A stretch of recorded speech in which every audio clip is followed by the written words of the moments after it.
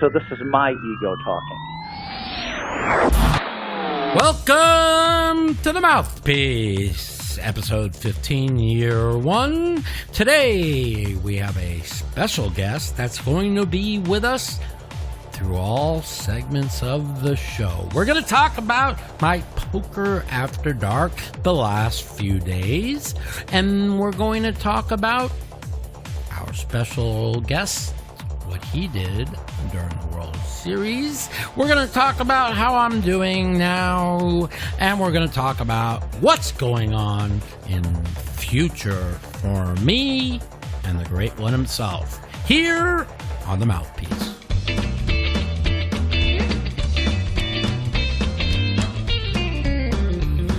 All right, well, welcome to episode 15, part 1 of the Mouthpiece. We're going to talk about my poker after dark that I played the last 2 days. And we are going to have a special guest talk about what he felt I did right and what I did wrong. And that is my good friend, Mr. Phil Hellmuth Jr. Welcome to the show, Phil.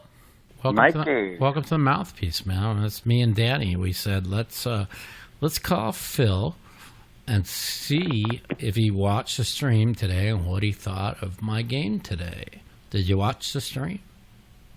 I did not watch the stream, but Cantu said you were really good today as far as personality goes. Yeah, I was. And I heard a rumor that you put the live 1600 on. You like that? Woohoo! I told Cantu, I said I love that Mike did that because, and you were really funny. He said too. He said, I just put up like 1/10 of my bankroll on the straddle. It did. It was funny. And you know what the funny part was? Is after that hand, I get rewarded by, it's the only hand I completely misread all day. And I ended up getting 7,300 in on the 10-7 deuce of hearts with 10 jack off and no heart. And the guy had kings, and I said, well, I can't win it twice, so run it once, and bink, jack on the river. And so that now this is, you have to understand, we had played 11 hands, 1.5 orbits, and I was 18K loser. How do I get 18K loser in 1.5 orbits? Well, let's see. I flop an open-hander against Cantu, turn a flush, draw a river of flush. He has jacks full.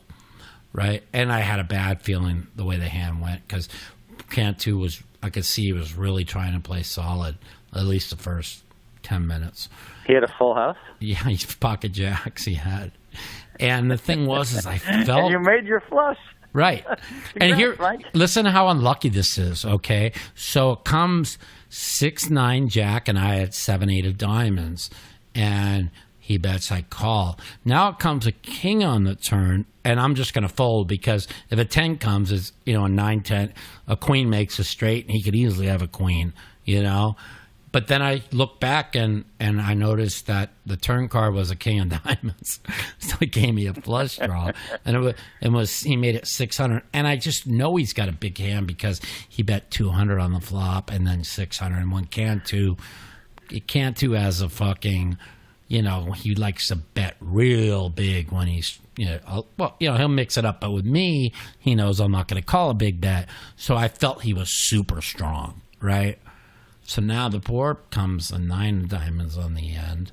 And then I check, and he looks like he's going to bet 1,600. And all of a sudden he changes his mind and moved all in. And I said to myself, this motherfucker has jacks full, right? And I said, and now so you had an easy fold then. But it's Cantu, man. You just can't call. You can't fold for 4K more to Cantu because I knew he had a big hand, but you only had 4K more. Well, he only bought in for 5, so yeah, it was like 3,800, But I literally tanked for... Oh, that's hard. That's hard then. I don't blame you. I thought... Yeah. I thought he bet like 10,000. No. 3,800 all in, or 3,900 all in. I'm not sure.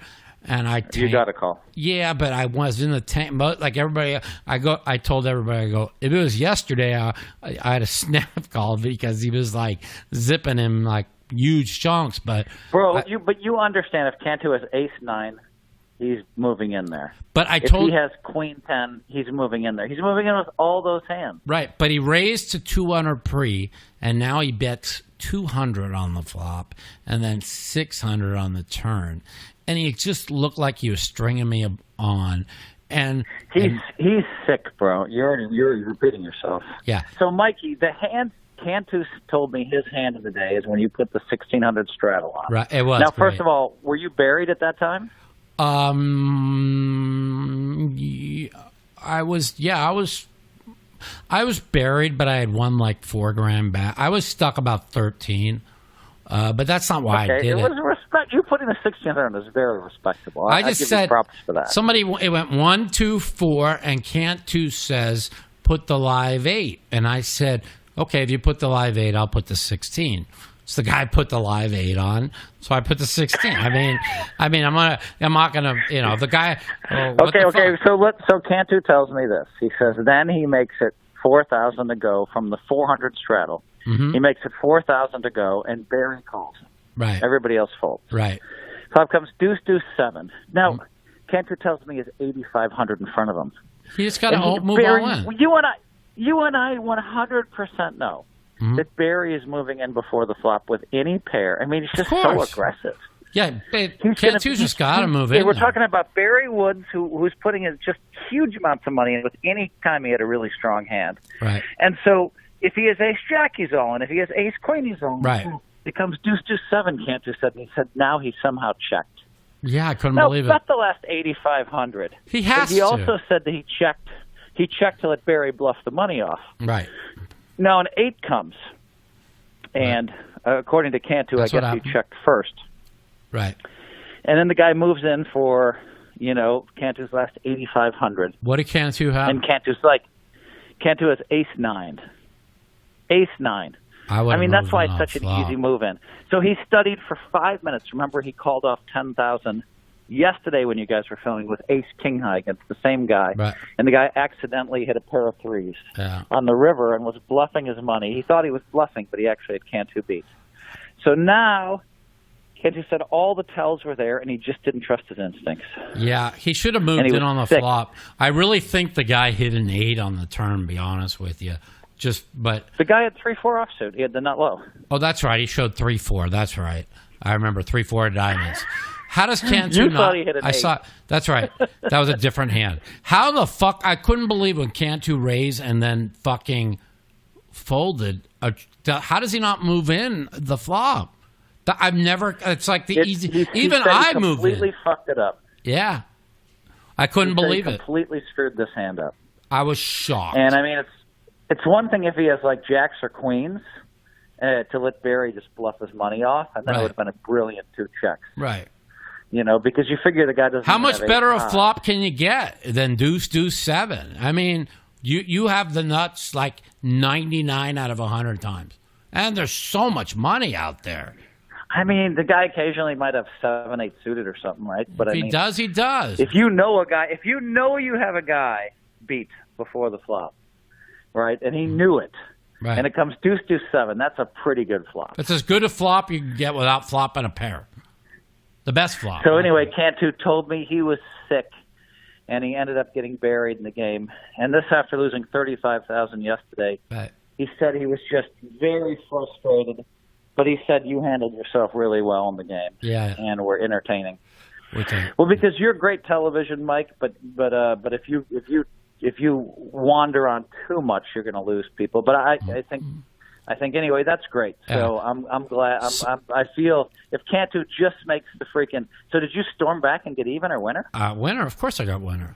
Cantu, he came in playing solid and tight. I knew he would because he bought in short. I knew he didn't have that much to lose today, and I thought that he was going to play super solid. And so that's another reason why I knew when he moved in on me, I had a bad feeling in my stomach.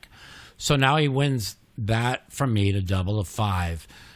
But you do agree he'd move in with ace-9 there, right? I move in with any king high, to be honest with you. I mean, it was so obvious the guy had dog shit. No. You and I were talking about the hand where he had where you were just talking about how 7-8 suited you almost folded. Yeah, I went in the tank. You said you were thinking about folding, and I said, but you do agree he'd move in with a 9 there. Yes, but I knew he was super strong on the flop and the turn. I know, but if he has 3 9s, you have a flush. Yes, but if he has queen 10, but the thing is, a pair of 9s is not super strong. You see what I'm saying? So 3 9s he doesn't have. He's not betting the 9 on the turn. When I told you he was strong, he's not raising queen 10 out of position. So I felt he had a big hand, and any other time versus Cantu, I snap call. But for he could have king jack there. I mean, he could have king jack. Well, he could have aces or kings. You can't have a 9. If he thinks I have a jack, ace, he knows I don't have a 9. I mean, he's going to move him. He's not thinking backdoor flush. So I could have aces or kings. You know what I mean? Or he could have aces or kings. So that's why I decided I had to call. But so now I'm $5,000 loser, right? So about I don't know, maybe 3 hands after, maybe 2, I raised it with pocket 3s. Everybody folds. One guy in small blind calls. Everybody folds. And the big blind calls. The blinds both call. Okay. And the flop comes down 3-6 jack with 2 diamonds. And they check to me, and I bet like 300. And small blind calls. And Barry in the big blind, he got ready to raise me and just called.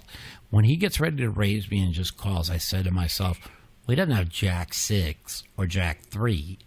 I'm like, he could have just like ace jack, or he could have a flush draw, but bro, he 100% raises you with ace jack. That's what I figured. But he looked like he 100% raised you with queen jack. I agree. Although maybe not you. It's possible he might just call you with queen jack. Right. So now he looks like he wants to raise, and he just calls. So now the turn card comes an 8, right? And he checks, and I bet 600, and he fucking sizes it really small and raises it to 1,700. When he did that, I swear to you, Phil, on our friendship, I said, this motherfucker flopped 3 6s. I'm going to fucking puke, right?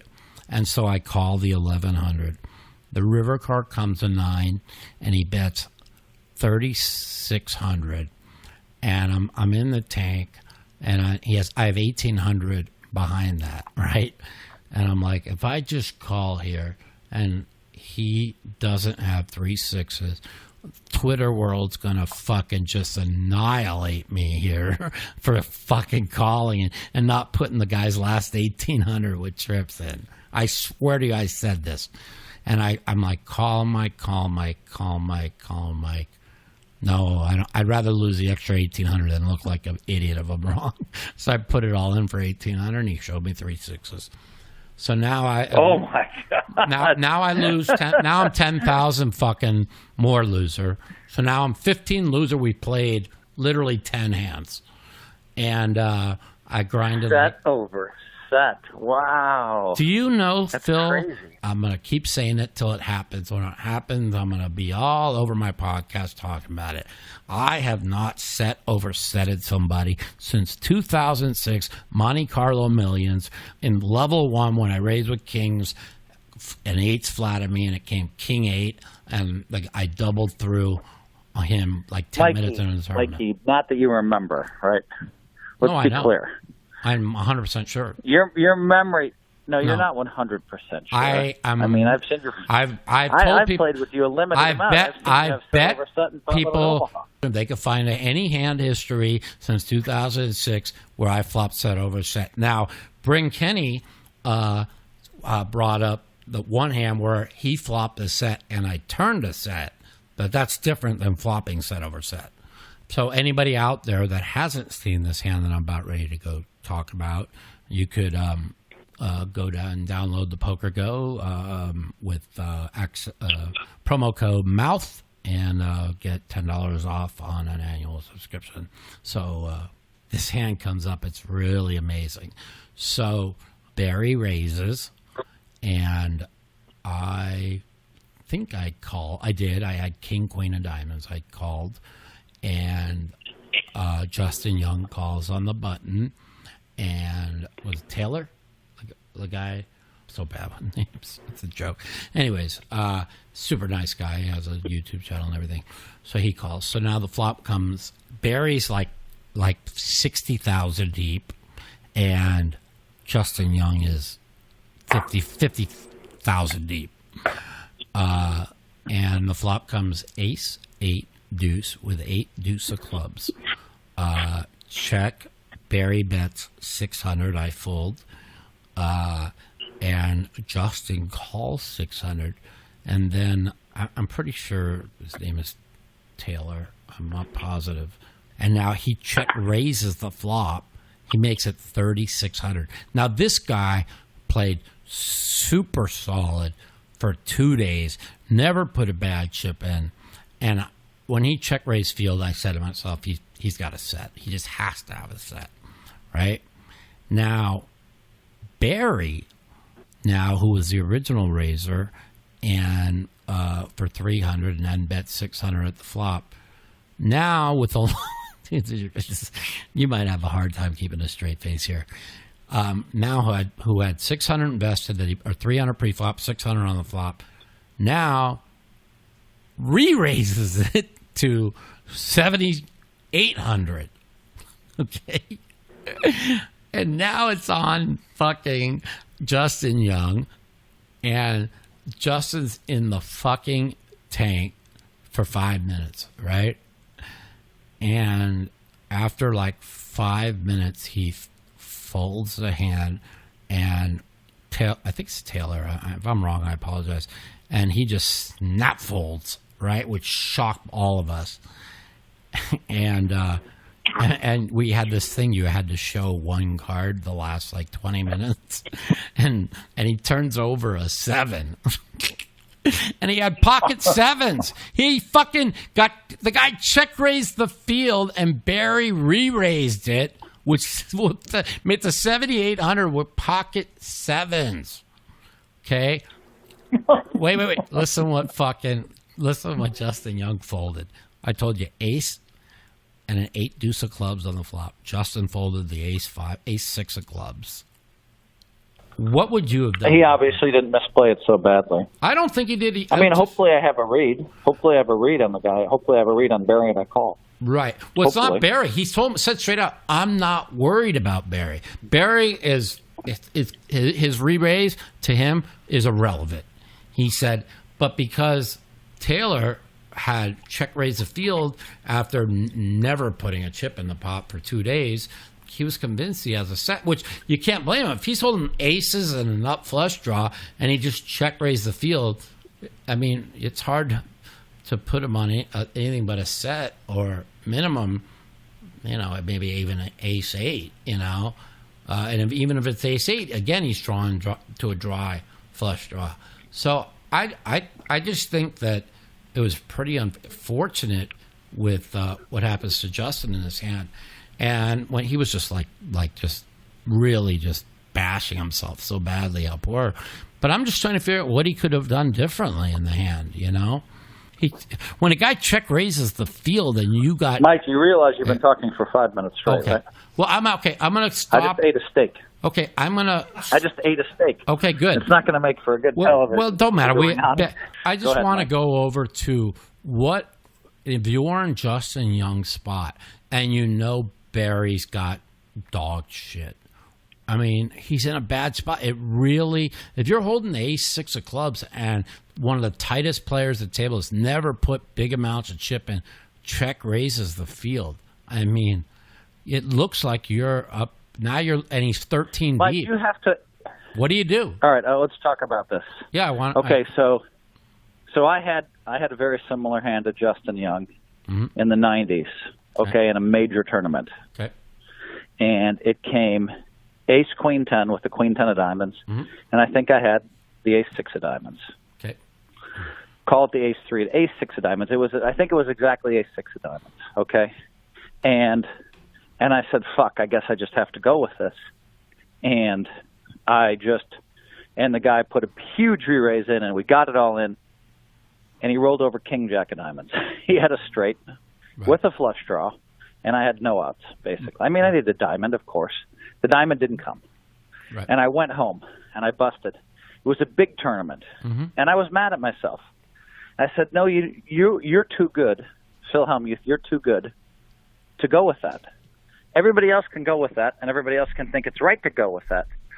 But the fact of the matter is, and I'm talking about tournaments, and we'll talk about side games in a second. The fact of the matter is, in a tournament, if you have 60 big blinds, okay, I don't have to shove it in there. Right. I don't have to get involved there. Once the big raise comes in, I might call, I might even fold. But I think the guy raised huge, and so it was a bad spot for me. And so I just thought, wow, with 60 big blinds, at my best, I can run it up to 100 big blinds without breaking a sweat. I can play any two cards. I can play aces. I can do anything I want to run those chips up because I'm good at no limit hold'em. In a cash game, it's harder, right? It's a lot harder because someone could have like the king queen of clubs in the spot, right? And so I find myself in tournaments and cash games these days. If it comes 9-8 deuce and I have the ace six of clubs, I find myself getting it in there. And sometimes I'm against a flush draw, and sometimes I'm against a straight draw. Right. And then sometimes, unfortunately, I'm against a set. So I think, but I would say that Justin Young is a really, really good player. Me too. I agree. And he decided to make a fold, and so I think I stand by his fold. Me too. Sure. Now you and I now looking back, we can say the other guy had the 9-5 of clubs, and this guy had 2 sevens. Yeah. Well, like Justin said, the sevens were Barry's hand was irrelevant. He felt that Barry was weak. If the best he had. No, you already said that, Mike. Yeah. But the point is this. The point is this. I don't have a problem with the fold. He loses 600. Me neither. Now, this is the kind of thing that drives me crazy. And I start saying, and I start the Phil Hellmuth rant. Right. As I would, sometimes I would go crazy at the guy with the sevens. I'd be like, what the hell were you thinking? Yeah, but you can't not On the to other Barry. hand, He's guy the game. Somehow folded. Right. Huh? The other guy ended up with 8-9 of hearts, and he made a move. He thought he read Barry right for not having an ace and weak, and so he thought when Justin just flatted that he couldn't what kind of ace can he really have because he just called pre. So and he's holding the 8, so that blocks him from having an 8. Probably have a set of 8s. So I understand the guy's play, which he's never made a play in 2 days, and it's unfortunate that Barry has to lose his mind and fucking. It's unfortunate for Justin, right? But I Barry think, lost his mind. I think under the circumstances, even though because I'm not results oriented, if you piece the hand all together, I think as deep as they are, I think Justin made the right fold. Now he looks terrible. I support the fold too, but that's exactly right. That's exactly right. You and I learned to do this a long time ago. Mm-hmm. When I first started doing poker commentary, I would have to say, I have to base my judgments not on what they have. Right, of course. Because I can see their whole cards. Right. Because it's on the stream and I'm doing the commentary. Right. But on what I would do. And so I really worked hard at that, to say, all right, I would have folded that hand too, right? Even though people would be like, are you crazy, Phil? Well, you're only crazy because you saw the whole cards. Right. If you saw the whole cards and you got a set of 8s, everybody would say, oh, yeah, of course it was the standard play. Well, way too many people are influenced by knowing what the results are. I've had people, one of the biggest laydowns of my life was against Howard Lederer. Mm-hmm. It came King 8-3, and I had the King 8 of hearts.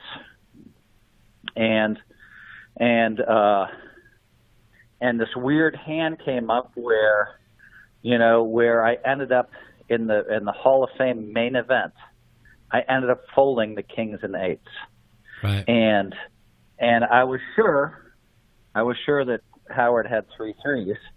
But the second possibility is the ace 3 of clubs, because the king 8 of clubs is on board. Mm-hmm. And even if he has ace 3 of clubs there, how big a favorite am I with kings and 8s against a guy with the ace 3 of clubs who needs a 3, an ace, or a club? Right. But I made one of the most amazing, and I think somebody in the middle, some European player. In fact, it was Chris Bjorn. Mm-hmm. Chris Bjorn had ace king, and he went broke in the middle. He just got it all in with king queen or ace king, and I somehow folded. I mean, we're talking for like 100 big blinds here, and the flop it had come where I check raised just enough where it was just a weird hand, and I folded it. And the one that I flipped it face up, I got lectured by everybody about what a bad fold it was. Of course. Until Howard rolled over 3 threes. Right. Now, and everybody suddenly shut up. If Taylor didn't do this one move, which listen, I understand his move. He was positive. He thought Barry was 100% weak. With Justin just flatted, with a flush draw out there, he figured if Justin has a set, he's gonna, with a flush draw out there, he might fucking raise it. So I have no, just the timing of it. And then Barry is 600 in the pot, then makes a 78 with 2 sevens. And poor Justin, who now calls this raise and flops exactly the biggest what you're looking to flop, and he's buried like 25,000 for the 2 days, and his get even pot is sitting there. Of course, I'm throwing the needles, and I'm like, and I know I totally respect the fold. I think the way the Pam went, I would have probably folded also. But afterwards, I'm like, dude, what's wrong with you? You have no gamble? I'm throwing, I'm joking, but I'm having fun. I'm like, you fucking call a raise with ace-6, you flop top pair, nut clubs, and you're folding 25,000 loser? What the fuck? Have you lost your mind? But meanwhile, you know me.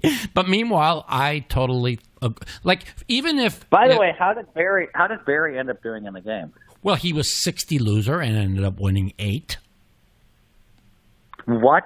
60 loser? Yeah, and he was going to go off for. Well, he only had 10 more left in his account when he bought in for 20 more. I thought he was going to lose it all. He was playing so bad. I watched him call literally on a dry flush draw with one to come. He called 17,500.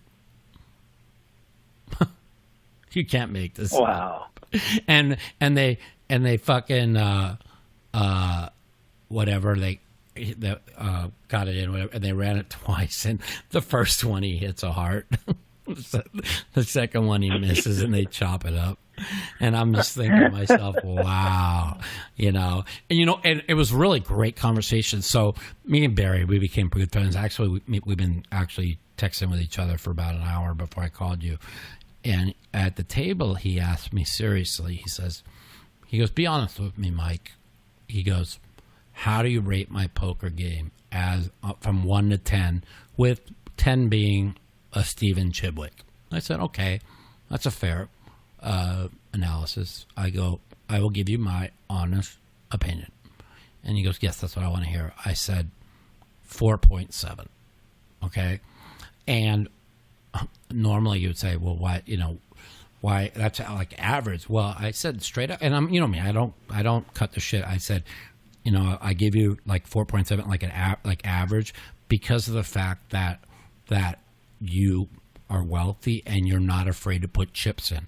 And when you're not afraid to put chips in, that will cover a lot of your deficiencies that you do. And it's the truth. And you'll pick up a lot of pots that way. And so that's well, he'll not only pick up a lot of pots that way, put pressure on people. He'll put pressure on people. Right. And but not only that, he'll also make calls in spots where. So in other words, if the young pros who don't understand, there's a cardinal sin bluffing Barry Woods. There's a cardinal sin. Right. Those guys are going to get massacred trying to bluff him. Right. That's why I can't believe he got away. You and I are just going to sit back and wait till we have our set.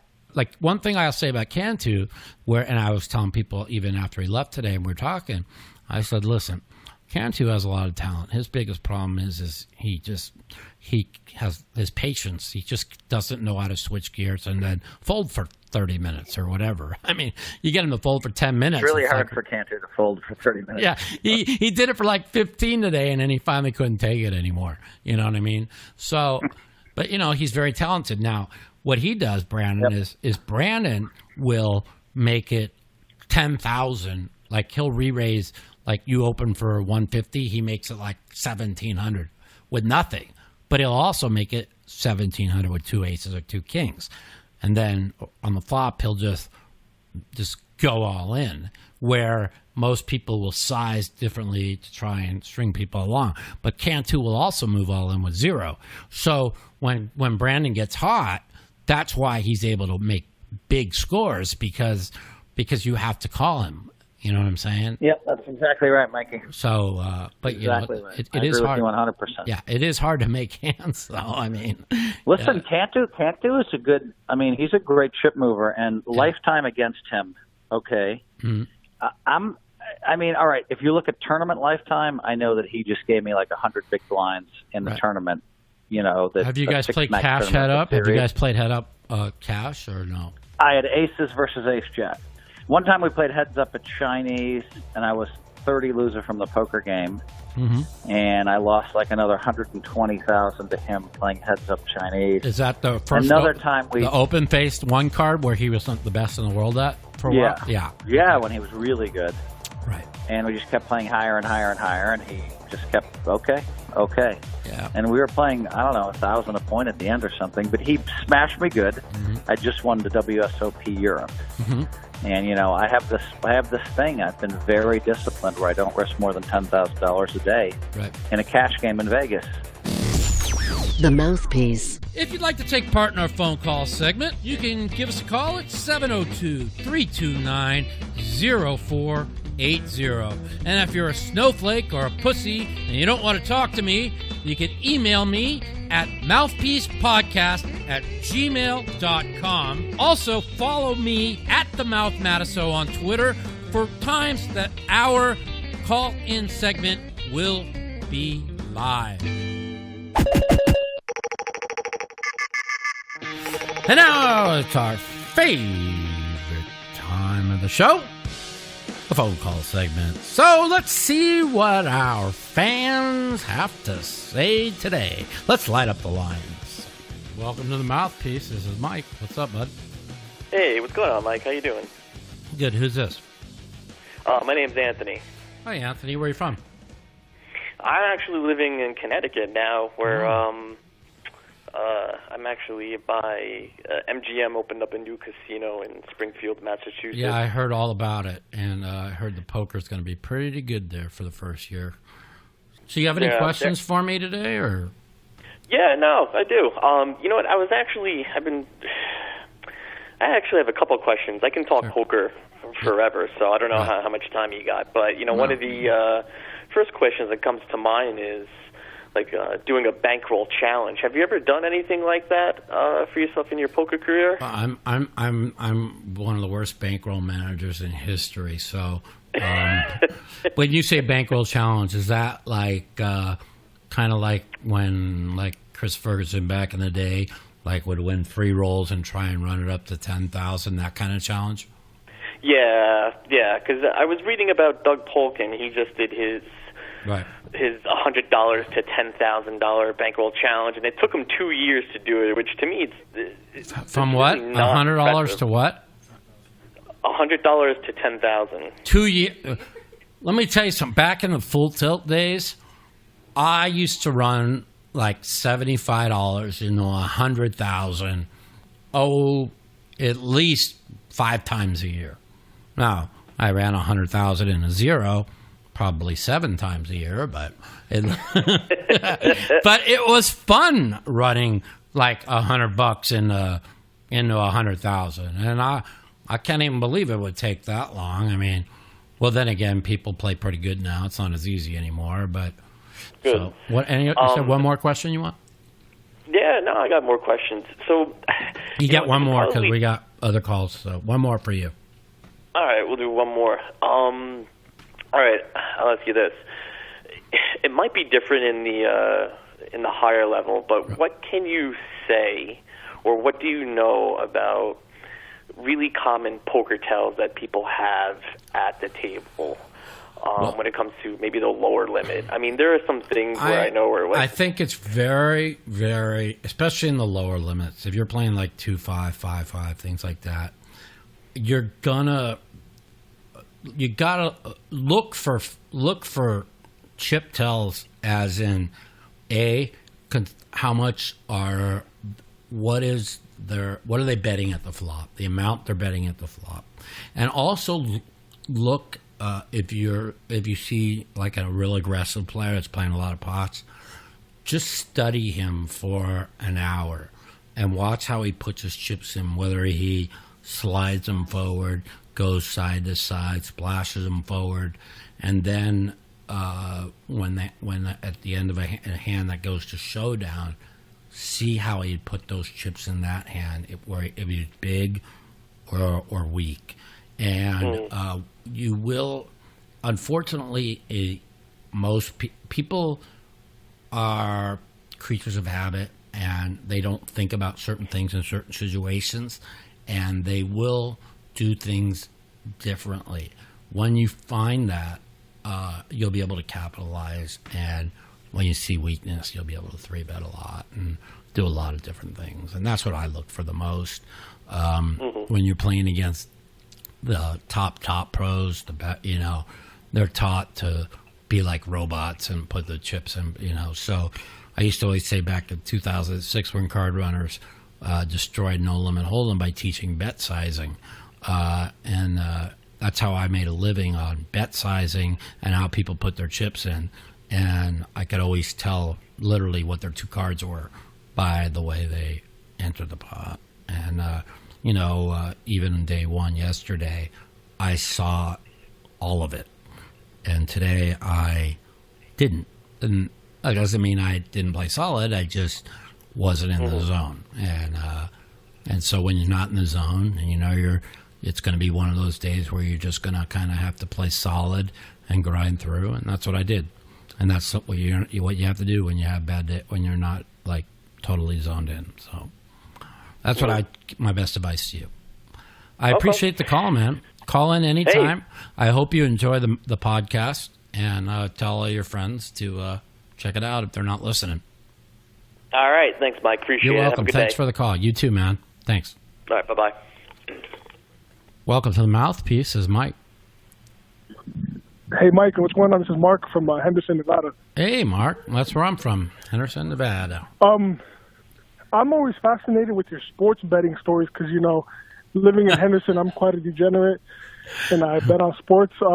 What's your worst bad beat in sports betting history that you've taken? Oh, hell, that's an easy one. You ever watch Bad Beats on Scott Van Pelt on Mondays? Okay. Yep, they show like 4 bad beats. Well, the 2 that I have to watch every fucking Monday are one of them that I had one of my biggest bets on ever, and the other one I had 10,000 on, and that was the Duke Cincinnati game where I was getting 14 and a half, up by 3 at the goal, at like first and goal at the 2 with Duke, and the next thing you know, they lose by 15 in a minute and 26 seconds. Holy that shit. was the worst one. That was the fumble that would have put them up by like 10, and then there was the very first play. The guy throws a 99-yard touchdown to put the Cincinnati up by 4. The very next play, when they get the ball back, he throws a pick 6. I'm down 11, and 2 plays later, he throws another pick 6 with like 10 seconds to go, and wow, lost. But that was brutal. No, that was literally the worst. I only had 10,000 on that. So money-wise, but that was the worst beat I ever took. The second worst beat I had 50,000 on, this for the most money, and that's the Ohio State Northwestern game that they love to show every Monday. That was with Billy Baxter, right? Yes, I was with Billy Baxter. Oh yeah, I heard Yeah. that podcast where you said they were down they had the ball and you were getting like 7. What was the we story were again? we were getting 7.5, and Ohio State had the ball at their own 20, down by 4 with 38 seconds to go, and Ohio State gets it in the end zone with 11 seconds to go, up by 3, and on the kickoff, they somehow only brought it out to the 15-yard line with 7 seconds to go.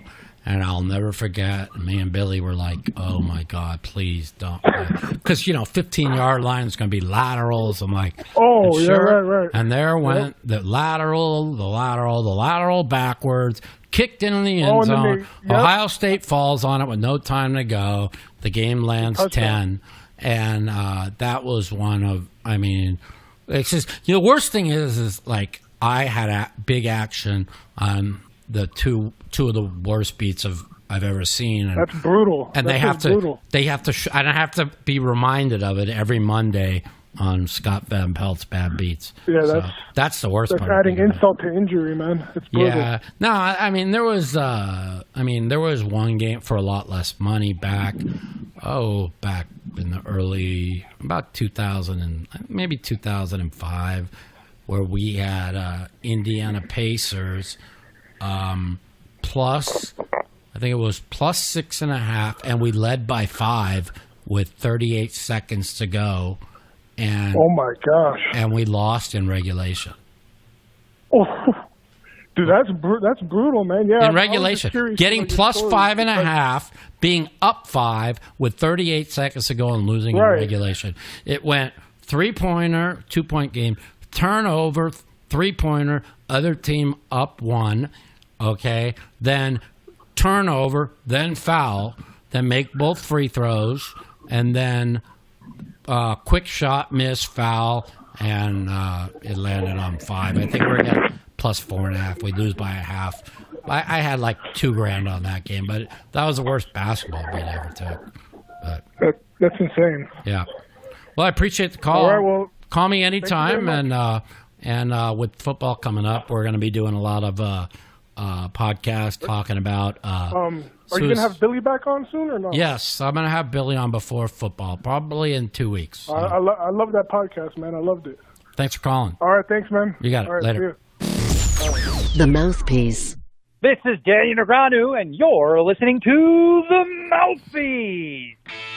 Welcome to The Mouthpiece, Mr. Phil Hellmuth. How's it going today, buddy? How you doing, Mikey? I'm doing pretty good, feeling good. The pain shot yesterday did wonders. So, things are good. Did you tell your viewers? Did you tell your viewers the way you were feeling? The last. Yeah, I kind of touched on it a little bit. That after I played Poker After Dark, actually didn't. I'm glad you brought it up. I did say I was in pain when I went and played the private game with Cantu, but then I ended up, it's something I should bring up. I ended up like bedridden for 6 days after not being in pain for the entire World Series. I could not leave the bed, and yesterday I got me a Toradol shot, and now I feel back perfect. I feel fine. So maybe it was just overdoing it too much or walking through the Caesars. It was a blessing for you to, be out of pain. You've had 6-7 years of pain. Yeah. You were out of pain for the first time in 6-7 years. I know you're not abashed to say it, afraid to say it. You were taking 23 pills a day there for a minute, and it was just brutal. Yeah, then you had this amazing operation, and it looked like, you weren't sure what was going on. You were back in pain, but it sounds like the shot has stabilized you. And and I thought you'd be back.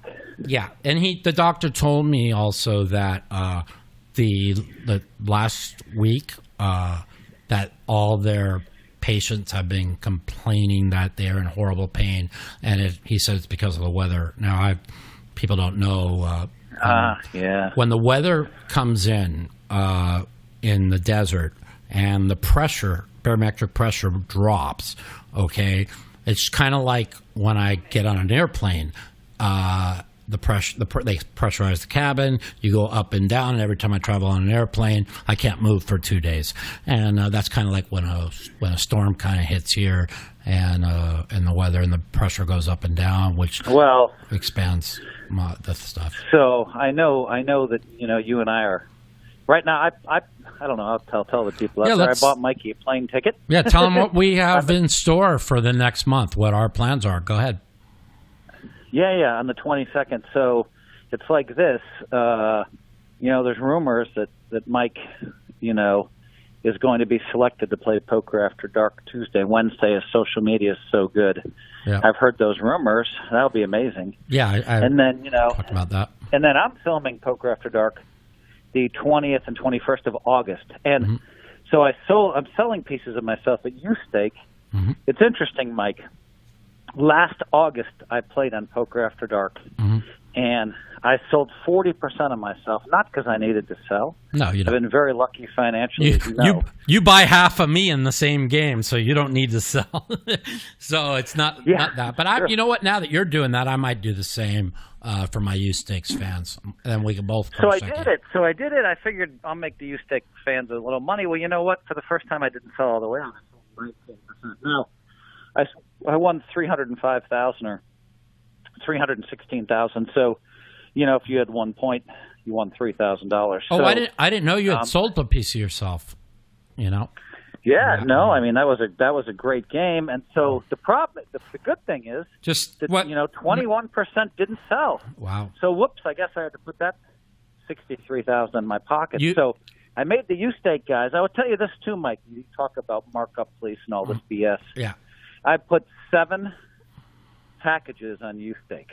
Mm-hmm. I've lost once. I know. Tournaments and cash games, I've lost once. I know. You know why that didn't sell out? I'm going to tell you why they didn't sell out. You needed to sit up and put up there, JRB's going to be in the game, and that would have done it. because when you called and said, I won whatever you won, I said, tell everybody what the first thing out of my mouth was. Well, you did. You said how much, JRB must have given it to you. I said, how much did JRB give you? And you said, a lot of it. And then you talked about the last hand. About it was the second to last hand of the night, and that video's had like a couple million views. Yeah, and it's pretty funny. Where I picked up aces, and he picked up ace-jack. This hand was interesting, Tell everybody how it went. Well, JRB puts the straddle on. They announce there's 2 hands to go. Mm-hmm. And I looked down, and I'm up 106,000. I also have U-Stake backers, so it's not just me. I have to fight for them. And I don't even know what percent I've sold to myself. I didn't look till later because, whatever, it doesn't matter. And so someone raised, and it went, or I wanted to get the hand right. Someone raised or someone called, and I think someone raised, and I just decided Jennifer Tilley called, or maybe she was on my left, but I know that I had aces, and I had to smooth call very quickly, and I thought about it before. I thought you just moved in, didn't you? No. Okay, no. All right, go ahead. So I had to smooth call the 1,000 or whatever it was, and or 800, whatever anyway, I smooth called it, but I smooth called quickly. I didn't want any indication. Right. I just thought if I open to 5K, I'm going to get 5 callers, and and I'm going to lose a lot of money if they crack my aces. Right. So why even? So I'll just play aces weird, and I can play it aggressively on the flop, and maybe, maybe it comes queen high, and I trap somebody with a queen, But if it came, 9, 10, jack of spades, and I had 2 red aces, I wasn't going to lose a penny. I'm going to lock up that win. I mean, there's 2 hands to go. They announced it, so I smooth call. It gets to JRB. He's in the big blind and the straddle, and he raised it to 6,000. Well, it goes fold, and it gets to me, and I thought, what can I do here? And I have 116,000 in front of me, and I thought, I don't know why it came over me just to move in. Because it's JRB, kind of that's right? Why. So I just stuff in 116 15,000. And on the last hand of the night or second to last? Second to last hand of the night. And I just thought, whatever, I'll just end it here. I mean, it was more like, let's go to the next hand kind of thing. It was weird because people were like, why didn't you raise 20? Why didn't you raise 15? Well, if I raise 7 or 8 more, it's suspicious, right? Right. And so, if I raise 20 more, it looks really strong. So it's been weird that I've just moved all my chips in. One time I raised 1,000 big blinds with aces and got called by kings. That was in the $1 million buy-in. Right, I remember and, that. So whatever. It's weird how sometimes when I just stuff it, I get called. And so I stuff it. And now Jeremy's paid a few drinks. And I think he's a really good player. I know you might tease him. He could play no limit hold'em really well if he's not drinking. Other than that, he can't play anything. He's had some wine. You can see it. The video's pretty cool. Right. And then he starts talking. He's like, I know you have 8 high. No, you have 8 high. He's like, call out your inner Eddie King. This video goes on for 7 minutes. How about the best part? Tell everybody the best part about it is when he said, fuck, I know if I fold here, my backer's going to be pissed. But if I call here and I'm wrong, he might quit staking me. That was the greatest line of all.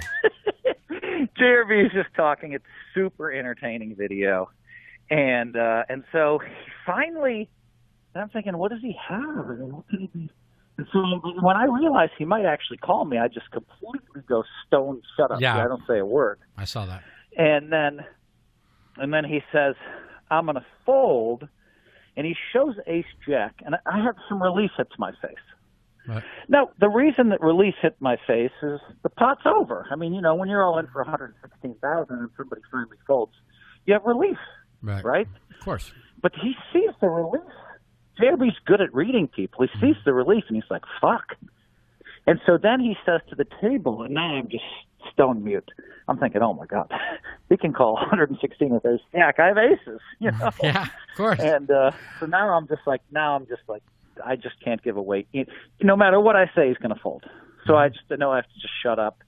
And I still think he's going to fold. And now he's like, wait a minute. He's like, is it all right? He asked the table that I told Phil I was going to fold, and now I'm thinking about calling it over. I was like, yeah, that's all right. It's not like he threw it face up on the table and said I'm out, know. And so they're like, yeah, it's okay. I mean, he doesn't want to violate any kind of like rules that we have. And all I know is every time I watch this video, if I'm in a bad mood, it makes me laugh a little. So finally, for some reason, he calls it. And I show him aces. It's like, what the heck is going on here? And for those of you out there that have never played with Phil, okay, Phil plays pretty snug. And if it's one of the last 2 hands of the night and Phil just jams 116,000 in, it'll never be king. It's aces like 1,000.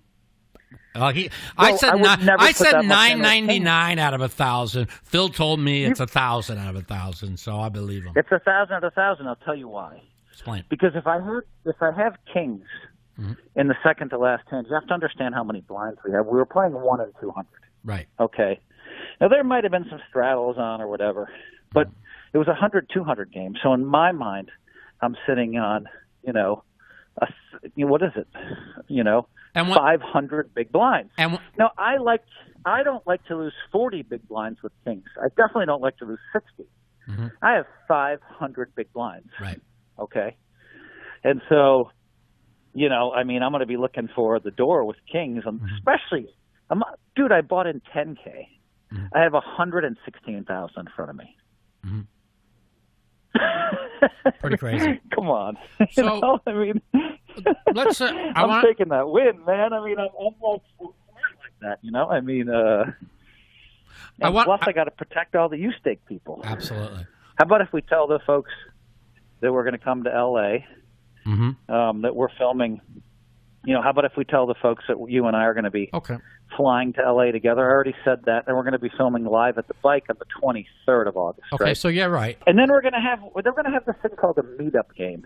Okay. I've never done one of those. Which I got invited to by you. that was very nice to of do you. a meetup game. The social media guys will show up, and it's kind of fun. The casino's like, hey, we want you to come, and we want you to invite a bunch of strangers. It's kind of a fun thing. So you and I are doing that on Sunday the 25th, the Bicycle Club, a meetup game. Right. 5 blinds. Now, listen, I hired you, paid you out of my pocket, and Cantu, and Randall Emmett. Right. And I said, hey, why don't you guys come with me? I'm not, obviously. Yeah. How could I admit? The last time I played 5-5 with Randall Emmett, he lost $60,000. So, that should be a pretty good 5-5 game. And so I think it's going to be really fun. The four of us, we're going to be sitting down we might sit at together for the first hour and a half, where the Bicycle Club puts their super VIPs with us. And then after that, we're gonna, for the next 3 hours, we'll be at different tables, and people can come play. Everybody can have pictures with us, have autographs, and play 5-5. And I know I'm going to try my hardest. Oh, me too. And I know that you're going to try your hardest. Cantu and Randall will lose their minds. So if you're at my table or Mike's table playing 5-5, you're going to see our best game. It's not going to be a juicy spot. But if you're at Cantu's table or Randall or at Randall's table, no telling how much money they're going to lose trying to focus on a 5-5 game, because it's really tough. It's not easy for you and I to go from 100-200 to a 5-5 game. Right. But I think it's going to be a challenge. It's going to be fun. That's going to be the 23rd of August. So you could we're Live at the Bike is 23rd. Right. You and I are going to film. Then we're going to do the meetup game 25th, which is a Sunday. And then, Mikey, the other fun thing, I want to give some props to this. Quantum Tournaments, it's called. And they have this great event. Day one, you can buy in for $160. Right. Or you can buy in on day two. Day two's $3,700. So you and I are both planning on sitting down. It's $1 million guaranteed, this tournament. They have day 1, 2, 3, A, B, C, D, E, F, G, all the way to like day K in L.A. It's a great tournament. At the Bike. Great event, and you and I are going to sit down, and we're going to buy in on day 2, which is the 27th, for $3,700. With 7 big ones. 27th of August, which is 2 days after the meetup. And then the last thing I want to say about the Bike is this. You and I are also scheduled to film Live at the Bike August 30th. And then finally, August 31st is the day 1A of the Bicycle Club World Poker Tour Tournament. Now, they didn't have that last year, but I finished second the year before. Correct. I'm really looking forward to this. And then, of course, September 1st is day 1B. So you're going to be staying with me. We'll both be staying in L.A., and we'll be 2 weeks in L.A., working hard. We're going to be grinding, and I think I'm going to have some fun. You and I talked about Saturday the 24th. Maybe we'll go to the best restaurant in L.A., get a limo up there, maybe have a few drinks afterwards. But you and I aren't really we're not looking to go clubbing as much. I mean, no. I'm going to work. Vegas is. I'm going to work, and also I will be playing a big cash game with Phil. What day is that, Phil? The 21st? Before we go to LA, right? That's Poker After Dark. Right. You're not confirmed on the show yet. Okay, but I will be. But you have a decent chance to be on. Right now, the lineup. Russell Westbrook just said no. Right. So we were trying to get Westbrook. We're trying to get Michael Phelps. We're trying to get Kevin Hart. We don't need Michael Phelps. He don't give a chip away. We need. Yes, but he's fun. He is great. Draymond Green is invited, and I think the people would love him. I mean, but right now confirmed is me and Jennifer Tilley, and Paul Pierce. You think? Alan Keating, right? And I think Paul Pierce may or may not be confirmed. I think he is. We're waiting on him and Kevin Hart and Draymond Green. Now, I might also invite Daniel to this game, and then you and Cantu are also possibilities. So we'll see how it sorts out, but that will be Poker After Dark the 20th and 21st, and that's the one where you can buy a piece of me right now. At U-Stake, 140 people have bought a piece of me in the last 3 hours. That's awesome. And I didn't even think about selling pieces of myself in the bigger cash games because I always call you and I ask you 1.5, you say yes, and then I drop 20 or 30 in your pocket every time. So I didn't even think about do you Houston. remember? You have to tell the folks about the time where we were playing 2,000, 4,000. Right after I won a tournament. And when you win a tournament, you're running good and your confidence is high. But 2,000, 4,000, you could lose $250,000 in like 20 minutes. So I'm like, does anybody want to buy half? I offered a couple people half. They turned me down. Then I said, does anybody want a third? And Phil goes, yeah, I'll take a third. No, first you said no. Then you said, yeah, I'll take it. Just like you did the other day. And I won, what I won, 280,000? 270,000. So Phil got like a nice little 80 burger. 90,000. And that got You won 270. You had to be 90,000. Yeah, that was sweet. I won every hand. It was the hottest I ever was in any poker game in my life. Bro, you were so hot. It was unbelievable. And, you were playing way, you were playing way out of your bankroll limit. Right. This was 2013. There was no internet money coming in for you. Right. You were playing really high. You just won the NBC Heads Up, and I'd finished second. And I figured since you won it, you probably weren't going to play your best. But then I realized that at that particular table, I felt like you and I were the two best players. Yeah, well, I'm going to always bring my best in a 2-4,000 game, especially after I won a tournament. I actually ended up really playing great that night, and the deck hit me. And when you play good and run good, wow, that's the greatest feeling in the world. And it's like 90,000 for my son in an hour and a half. It was like an hour and 45 minutes. So that was a lot of fun. You want to tell anybody about how your World Series went? Are you happy, even though you didn't win a bracelet? Are you happy with everything? How everything went? I mean, I did leave I won't do it again. Right. So yeah, it was a once in a lifetime opportunity to go on a trip. And we took Tony Robbins' jet straight from LA to Cusco, and then from Cusco, you go to Machu Picchu. We hiked 8.5 hours. We drove, and then we hiked. And then we went straight to Galapagos Islands.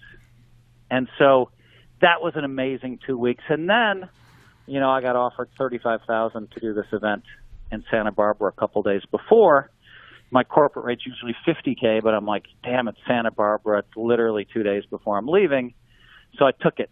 And, that cost me one or two tournaments that I could have played. I'm not going to lie. I was pretty upset but it was a once in a lifetime thing. And you remember I rode you pretty hard. I said, you seem like you don't care about the World Series this year. And you're like, what are you talking? And you got upset about it. But I was just, because I care about it. Well, when I got upset about it, you probably realized I do care. Of course. Yeah. Whatever. It is what it is. It was a great trip. Yeah. And, and I came back and I had 12 caches this summer. I mean, I don't know how many people had more than 12 caches, but I was gone 2 weeks and had 12 caches. Yeah. So, I think Daniel had 17 caches. I had 7, but I only played 18 events. You didn't play that much more, right? You only played about 26, right? Maybe you didn't play 30, did you? Maybe not even that many. I was deep so often I had to skip a lot of events. Right. But anyway, yeah, to me, had I not gone the 2 weeks, I might have had 7, 8 more. I might have had a record. I might have had 20 caches, which would have been my record. Mm-hmm. 12 is my record already anyway. But anyway, Mikey, so right at the end of the series, I just knew that I was playing No Limit well. Mm-hmm. And so, in the Turbo right at the end, I was defending champion. And I made that final table, and I finished 6th. And I didn't even have time to lament it because literally I was already in makeup for ESPN. So at one of the 15-minute breaks, I went in and got some makeup, and I was already mic'd up and ready to go. So the minute that the ESPN coverage started, I knew that I could have won the tournament and still made my segment because it was a turbo. But unfortunately, I finished 6th, and rather than be depressed, I was like, all right, it was $100,000, and all right, I'm going right to the stage where Maria and I are going to, break down hands and prepare for our segment. So rather than be upset, interestingly, I went to the final 10 with only 4 or 5 bigs, Mike. Yeah. And I paid my wife, who was on her way to the airport, and she had like a 3:40 flight out. And I said, hon, just go to the airport, but I may call you. Just be the last person to board your flight. Right. And she's taking a Southwest flight. And so and I said, but you're going to hear from me in the next 5 minutes. And, I got lucky and doubled the money, and I said, get on the flight. So now I have 16 bigs, and she gets on the flight. Well, by the time she landed, I was busted. Well, that's a terrible. And that's not that unusual. I doubled with 10, and I finished 6th. And so she saw before I landed that I'd busted, and she said, shit. And I want to talk to. And now, Mikey, and let me say this about my wife. What a trooper. Yeah. But she's not just going to come hang out. She flew in. She had to work the next day. So she stayed at the Las Vegas airport, and she just grabbed some food and hopped on the next flight back. So my wife was pretty. Listen, I love your wife. Bold. She's wonderful. Over all the years, I always wondered, how does she deal with Phil? And then me and Phil were talking the other day, and says, I see my wife about an hour and a half a day. That's about it. I go, oh, now it makes sense. Oh, only an hour a day. No wonder why she can deal with you. No, I'm just kidding, buddy.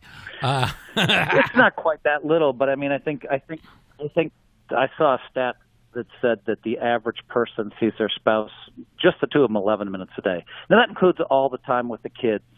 And all the time where they might be working together. My God, if I saw my girl 11 minutes a day, we'd be in the happiest relationship. We'd be doing celebrations every day. 11 minutes. Yeah, so today, for example. My wonderful girl screams at me 11 minutes a day. Shit.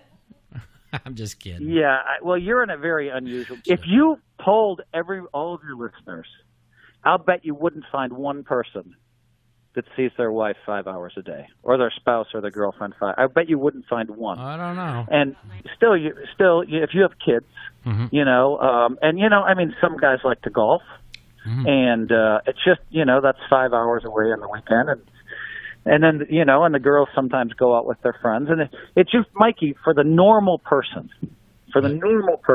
Now today, my wife came home early from work. But I had to make a bunch of phone calls, and she was still doing phone calls. And so we went to dinner. We left for dinner together off the phone, and we met Joe and Nicole. Joe the Warriors, right? And love them. And so we went there at 7. Let me hold on a second. I want a 3-hour dinner. Okay, go ahead. We had a 3-hour dinner, just the 4 of us, which was really nice. And then we drove back. So, I mean, how much time did I see my wife one-on-one? Right.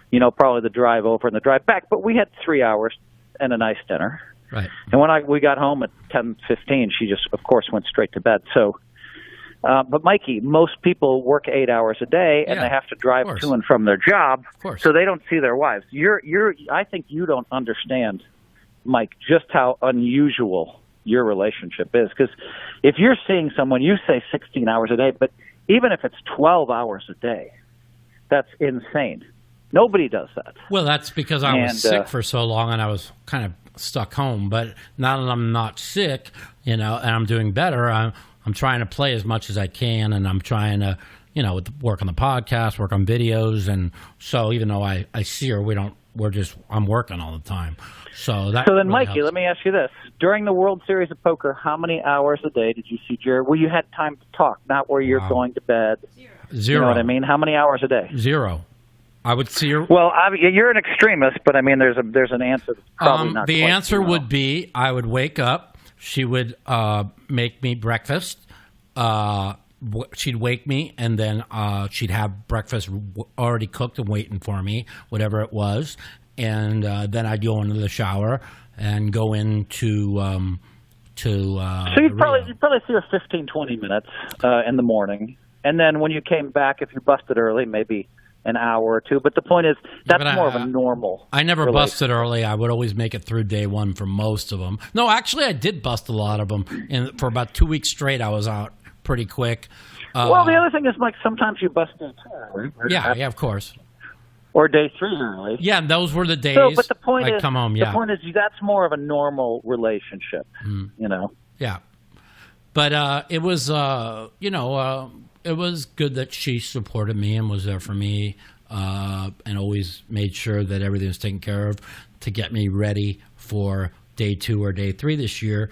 And the thing is going into the last week, a lot of people don't know, is I was 4 for 15, and I started off, I finished 15th and 17th in the first 2 events, and then I basically had 2 min cashes in between for about 3 weeks.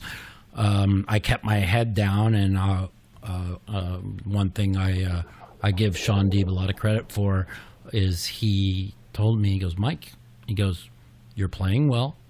He goes, I play with you. I know you're playing well. He goes, keep playing well.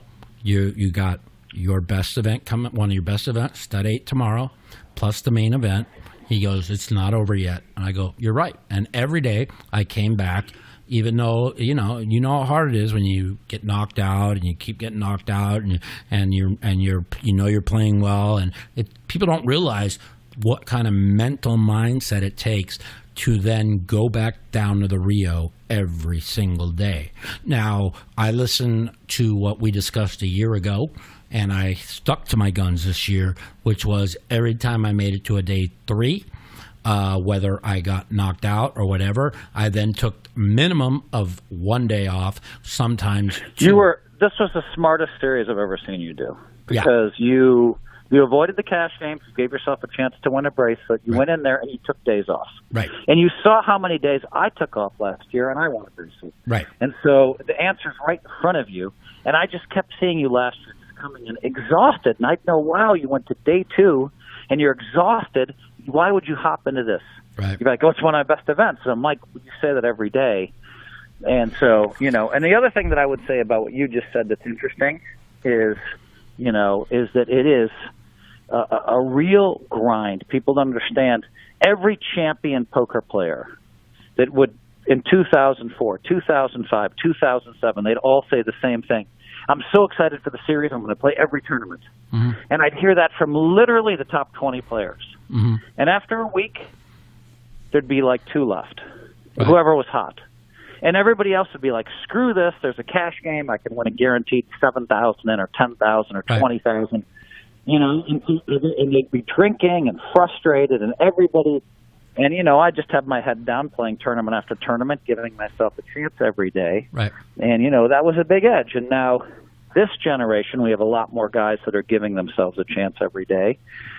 Daniel's been doing it for 20 years. And another guy that you brought up, his name is Sean Deeb. And he's fantastic. You and I both have a lot of respect for the way Sean Deeb plays. I do. I know we both think he's one of the best. He might be because he had the best all-around, every game tournament player in the world. If you count every game.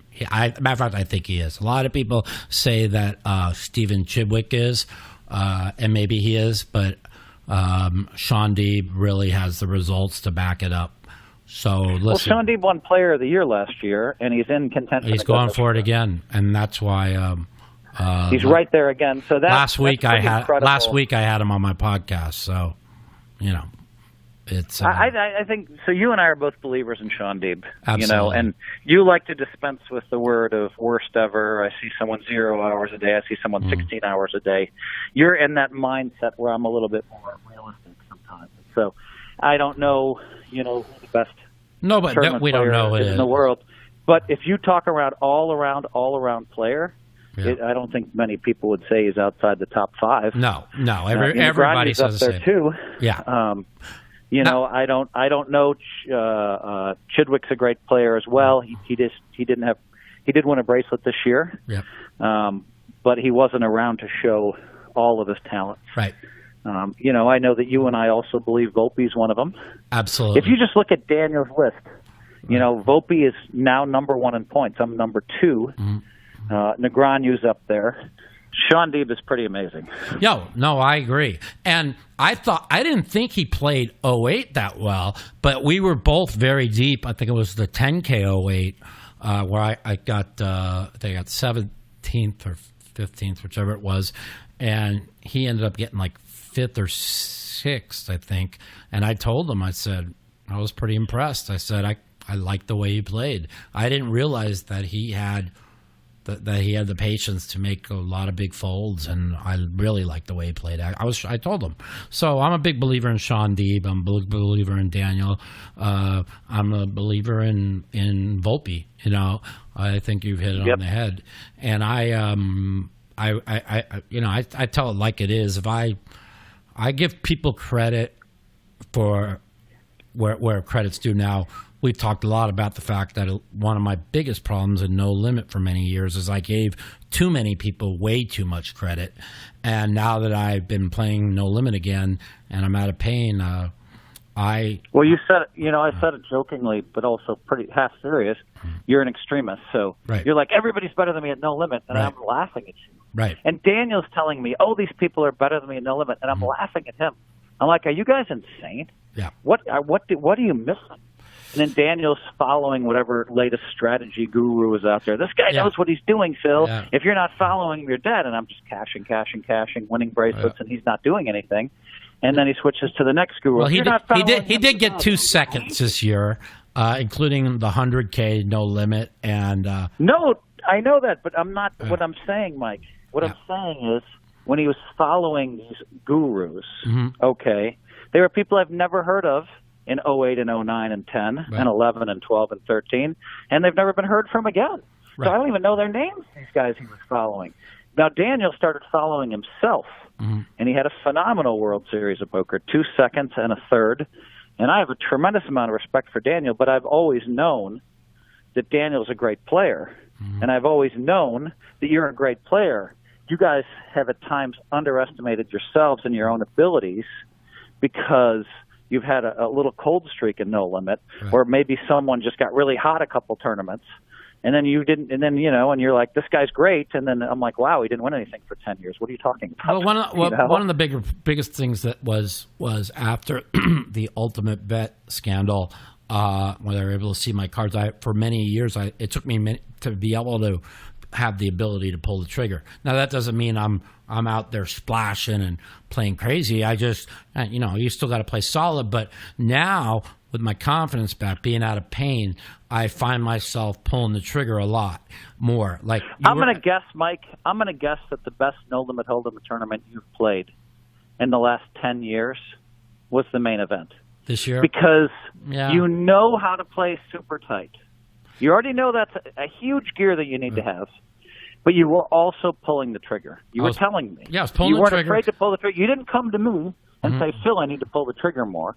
You knew that super tight was a big thing, but you also knew, wow, I'm better than 95% of these, 99% of these players, and I should be able to pick up a few chips here and there. Right, and we could go back to the Turbo that you got 5th in, and I finished 30th, and I haven't told this to anybody online or on the air, but I might as well tell it now, is because I was pain-free the World Series, and I hadn't completely weaned off my pain pills yet, which I'm now working on doing after now the World Series is over. There was times that I was due for my pain pill like 6 hours earlier, but I was in no pain. But my body started to shut down, and I didn't know why. And I was like flipping out, and I got moved to your table right in the last hour of the night.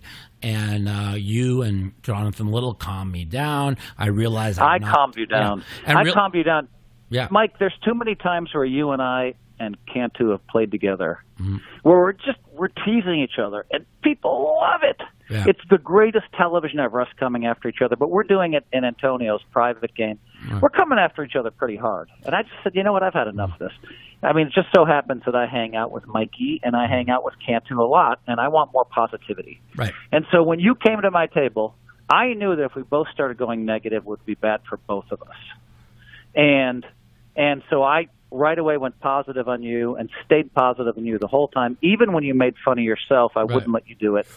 And I think that was really good for you. Well, that and the fact that I realized I didn't take my pill, and once I took it, I felt great. And when we talk about pulling the trigger is when we could talk about the hand late in the day when David Baker raised my blind every time, and I defended and with 7-5 off, and it came King 3, and I checked, and he bet, and I just felt weakness, and I just shipped it, and he fucking snap folded it. And I show him the 7.5 off because it was like 5 minutes ago in the night, and he was going crazy talking about, you tried to blow all your chips, you tried to make a Matusow blow up, blah blah blah blah. No, I saw things that I see, just like when you play and when you see something and you attack it. And that was the problem with me for many years, is not pulling that trigger when I see it. And I pulled that trigger. You pulled the trigger beautifully there. The only difference between you and I is there's probably 20 minutes to go left in the day. I would never have shown it. Right. I would have done it again later. Maybe. Yeah. Once you show it, you're shutting yourself down a little bit. But you're also getting yourself some action later as well. The Mouthpiece. I hope you enjoyed part 1 of our episode 15 with yours truly, Mr. Phil Hellmuth. Stay tuned tomorrow for part 2 of episode 15 of The Mouthpiece. Have a great night. The Mouthpiece.